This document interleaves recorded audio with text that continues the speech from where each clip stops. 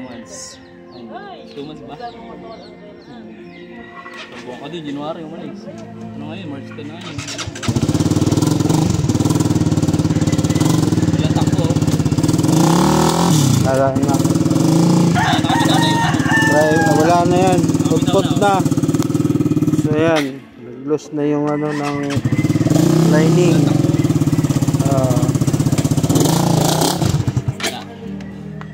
Sliding na.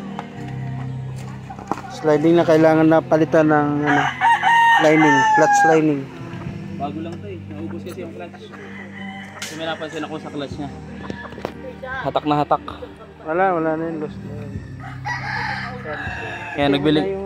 Kaya nagbili ako ng ano, lining na bago. Nasobrahan to sa piga. Piga o ano? Nakapipiga na clutch. Nasobrahan sa piga. Nasobrahan sa piga, naubos.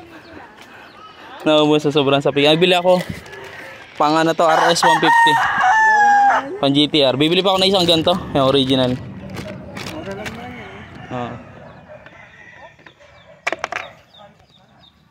Kaya kasi naubos siya kasi na-late din kami mag-change oil. Eh tapos yung adjust pa ng clutch, lalo na. Ayan o.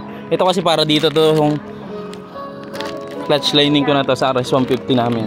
RS 150 ko, ayan o. Para to dito eh. Nangyari, mapupunta na to dito sa kanya. Tingnan natin kung pareho. Baklasin lang.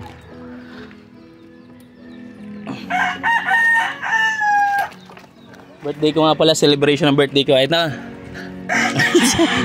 May apang ano, itak.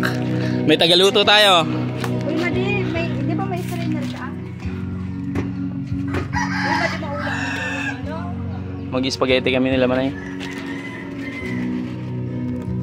Yung nilalagyan baga ng plato. Saan doon sila?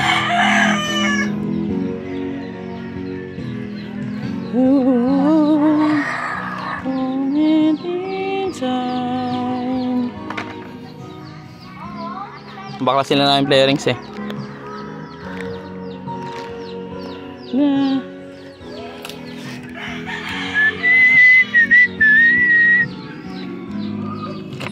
Itong bangko na to, ito yung dun sa isang plus na luma eh. Papalitan ulit namin yan para maganda na ulit siya.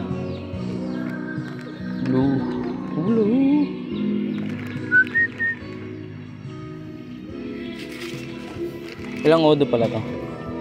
Pababal to eh.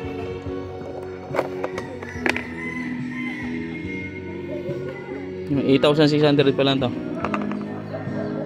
Medyo na clutch lining ang ano eh, driver natin. As na late may change oil, wala na.